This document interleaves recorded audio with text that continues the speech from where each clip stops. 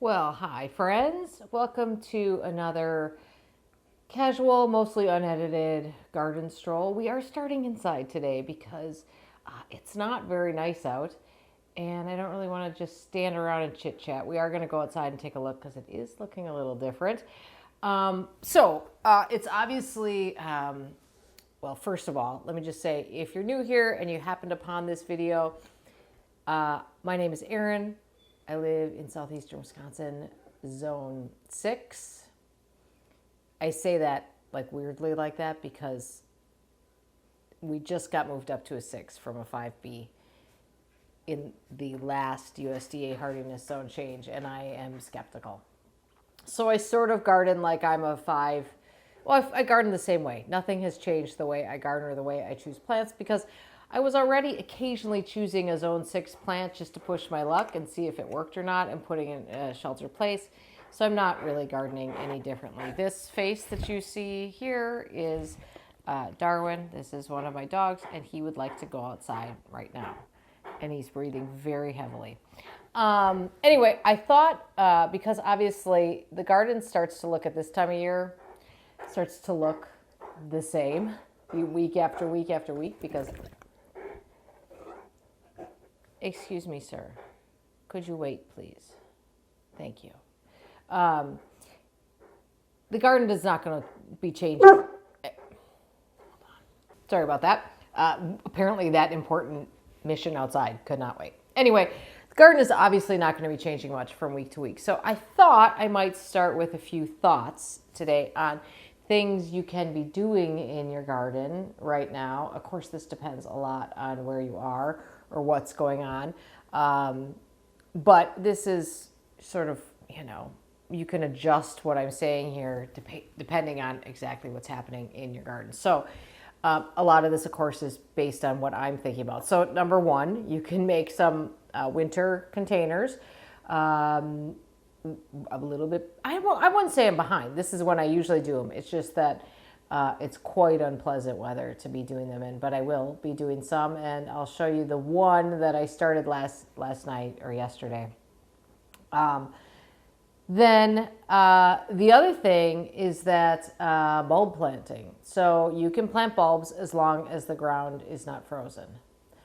I say that as a person who has not finished planting my bulbs, and I'm pretty sure my ground is frozen, and if it's not already, it will be because we don't have a high over low to mid 20s coming for the next week. This is my favorite mug of all time, not just because it's from Great Dixter, but this specific mug is the best. And I have said this before, I want to make Impatient Gardener. I actually have like designs and everything. I want to make like some botanical mugs out of this mug. And I have found the mug.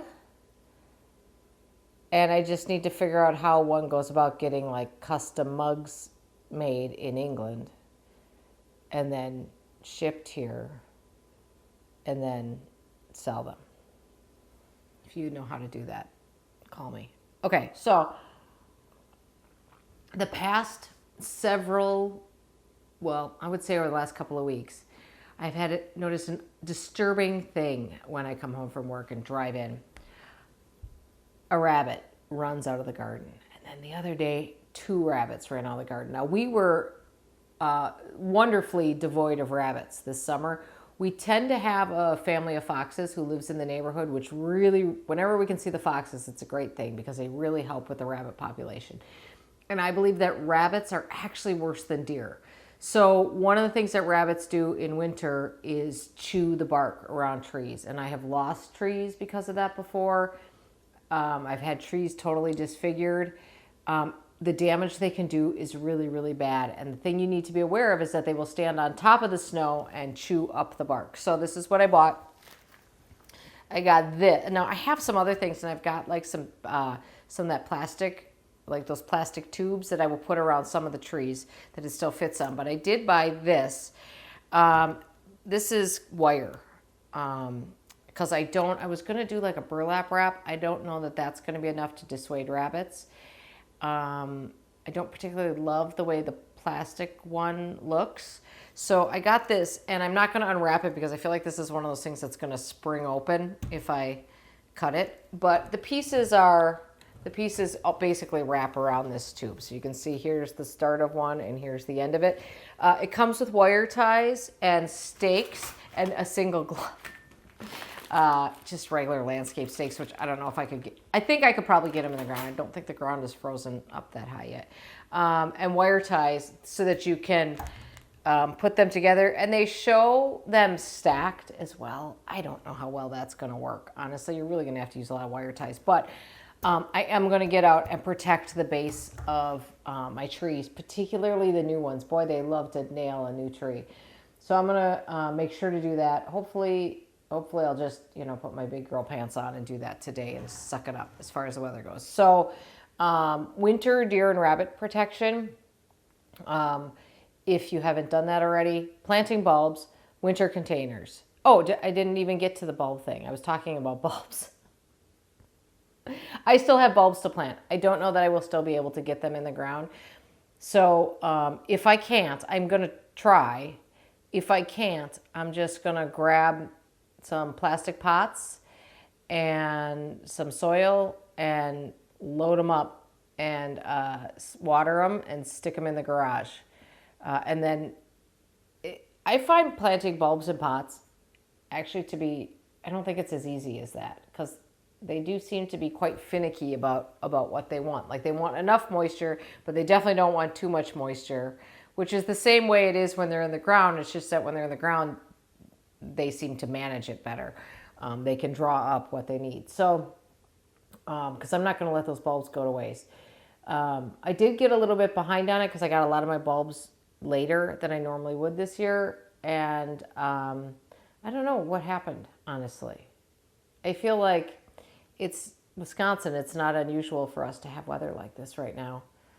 But bulbs, I don't know why I got behind on bulbs. In any case, let me know where you guys are at with your winter gardening activities and what else is on your to-do list. I would say now is the time for protection. I did move, by the way, we did move the few pots that go into the garage in 2 days ago, which is normally the time we do it. We generally do it around Thanksgiving. I like for things to go dormant outside and then move them. And the only thing that went into the garage this year actually was the 4 boxwoods that I keep in containers in the circle garden. And that's more because the containers are not frostproof containers. So it's really, I think the boxwoods actually would be fine. It's just that the pots themselves are not frostproof. So, and plus, I don't think it hurts the boxwoods to be in the garage. They've done well every year in there. I do go out about once a month and put a little bit of water in them so that they don't totally dry out. Because in my garage, they actually do get some light in there because we have windows on that side of the garage. Okay, so that's that. Those are your jobs. Tell me what else you're working on. But really, it's finishing up things you should have done already and protection. And then I think as we go through the winter, I think things develop more. Like, I think this is when we sort of discover where we've got gaps in the landscape, what needs to be changed out. I'm going to tell you I think I've talked briefly about this, but I'll tell you about one tree that I think I want to swap out for something else. And what I'm kind of thinking, but I haven't found the right tree yet. So anyway, let's go outside. Let's bundle up, get the heated jacket on, walk around. Let's go down here. Oh, here, we're going to start up here, actually, because I wanted to talk to you about the tree replacement situation. So right here, this little guy right here, this is it's a Salix purpurea, so it's just a purple willow that's been grafted with a high graft, so it's essentially like a mini weeping willow, well, as many as they get, that's grafted. This is, I think, the 3rd tree that's been here. There was a Jane or an Anne magnolia here that died. There was something else here. Maybe did I kill a dogwood here? I don't think so. I can't remember. I can't remember all the things that I've killed here. Anyway, this is not dead. This is doing okay. I don't love it, and I don't love the fact that it's such kind of a an important tree because it's right when we walk out the door, right? It's right there. I do have around that, we've got a blue globe spruce down there, and then we have, this is the ginkgo gnome, and then there's the beautiful, beyond that, there's the beautiful rosy teacups dogwood right here.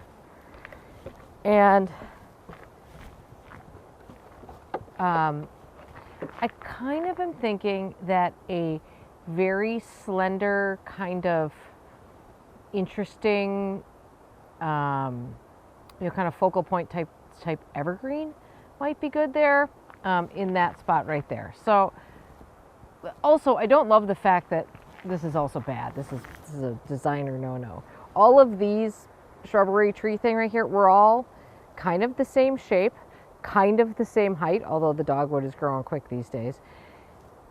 So I've just got like this weird, it's weird. So I'm thinking like something very narrow, interesting looking evergreen there. Weigh in the comments, please. Okay, as you can see, we've had some snow. Not as much as we were supposed to get here by the lake. We ended up getting like a lot of like slushy rain. So we mostly have ice. Actually, some places got way more snow than we have. And the Norway spruce, the neighbor's Norway spruce, of course, dropped all its leaves yesterday. And of course, it was blowing out of the south, so they went directly into our yard, which is so funny. It's just what happens. So this is the one container that I've started working on, and I did this yesterday in the snow, and I'm not finished with it. I tried something new with the branches there. It needs more stuff in it, but this is good so far. I hope I can get more stuff in it, and that soil didn't totally freeze last night. I did not get it wet, so that it would hopefully not freeze. I'll just show you that the gardenias here are actually still looking pretty good. Those are hardy to zone 7, I think. So they should be fine. We've not gotten below a zone 7 thing. And sorry, it's a bit of a mess because we're in the middle. We had a fire last night, so we got the wheelbarrow out. We've moved the 2 willows in pots. These are golden curls willows in pots up here, which is what we did last year. This one did not drop its leaves, so I'm kind of going through and sort of trying to strip them because it's pretty shabby looking with all the leaves on there. I don't know, I'm assuming it'll do that eventually, but that's unusual. That one needs to be turned, I can see. I did not put these in this spot. And that's it for winter containers. Some of this stuff, I think, we're seeing like, sorry, this is really bad lighting. If you see the absolute glare over there, that's the lake. The sun is just reflecting off it big time. This agastache here, like this to me is like all the reason why we leave things standing, right? Like it's bopping around in the breeze. It's providing some interest. There's a little bit of snow left on the seed heads there. I mean, I don't think you can complain about that. Got the snow crunchies happening here. And we do have a little bit of snow nicely accenting plants, which, I see that I think the snowblower dislodged a stone there. It's nice when it sits on the branches. I'm trying to find positives here, you guys. Just like last week, I will show you that the Carpinus betulus, the European hornbeams, still are hanging on to their leaves, though they are starting to change color a little bit now. They will go sort of rusty red or rust colored, and they will hang on to those usually until new foliage pulls them out. So that's why they're not evergreens, obviously, but they do have some nice attributes as a screening thing. This dogwood right here, I don't know what dogwood this is. This was actually a gift from friends when our dog Rita died, and it's never flowered. But it's really quite pretty, and it's gotten quite big. It's supposed to flower pink. It's never flowered for us. It might be in too much shade, probably, or maybe it's not hardy enough. And then that's that's Firelight hydrangea right there, looking really nice. Love that one, especially at this time of year. I think that those flowers are prettier than, like, say, the ones over there on Limelight. Just because there's a little bit of interest in them. Some things are looking like, here, check out the carex. This is Everest, which is probably not hardy here, but we're going to find out. But look, it's looking great so far. We do have some deer protection up. We did put a cage around the new dogwood here. This is green sleeves. They did kind of go after it a little bit. I just don't trust them at all not to go after that. So we've got that protected. And this is actually just when we were talking about rabbit protection. This is something I did on this tree several years ago, which is still on there. You can't really see it when everything grows up around it. And I do check it every year to make sure it's not too tight on there. That is actually just like super heavy plastic, but that has protected that tree well. I think this tree over here is one that, see if we can still see the damage on it. This is one that the rabbits did eat when it was young. And, well, you can't see too much in terms of damage on it. You can see a little bit, like you can see the bark at the bottom there looks a little odd. They got this one quite bad. In fact, I think, like if you, oh, great, Erin. If you see from here to here, I think that's where the bark has healed. This is an older tree, but anyway, you want to protect that stuff because rabbits are little jerks. Fuzzy, cute little jerks. And are you okay there, dude? And I had a rabbit as a child, so, as a pet, so. And origami, which I showed you last week, is finally losing its leaves here, which is, look at that beautiful structure on it.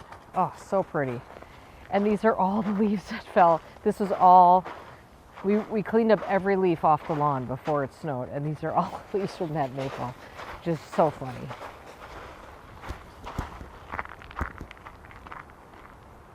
And that's basically, you know, boy, I guess we're getting most of our color from fallen leaves. Ooh, it's not warm. I'm just going to show you one other thing. This is the Geranium macrorhizum here, which is obviously floppy in winter, but look at how green it still is. I mean, it really is certainly semi-evergreen, if not totally evergreen. Another reason why I think it's just a great ground cover, because you actually get something out of it in winter.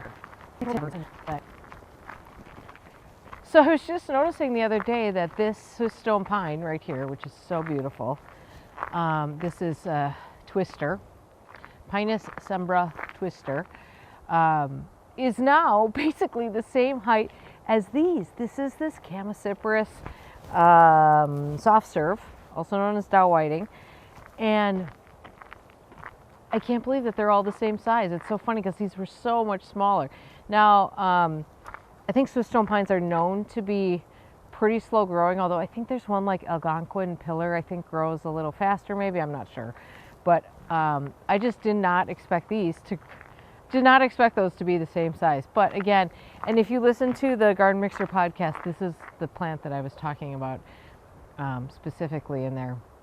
I just think they are so sculptural and so, I don't know, they're perfect in every way. Love them so much. I rave about them probably in every video. All right, that's it, you guys. All right, well, that's it from a recently snowed upon winter wonderscape here, I guess. I'm going to warm myself up a little bit and then get myself fully geared up to do some containers, because I guess it's that time of year and it's my own darn fault that I'm doing it when it's this cold. All right, you guys have a great day in your garden. Make sure you let me know what you guys are doing in your gardens right now. Or if you're dealing with any issues, let me know. I'm happy to, maybe I'll roll into sort of answering some questions and stuff as we go through these, because like I said, I can only walk around this yard and show you something different so many times this winter. All right, we'll talk soon. Thanks for watching. Bye-bye.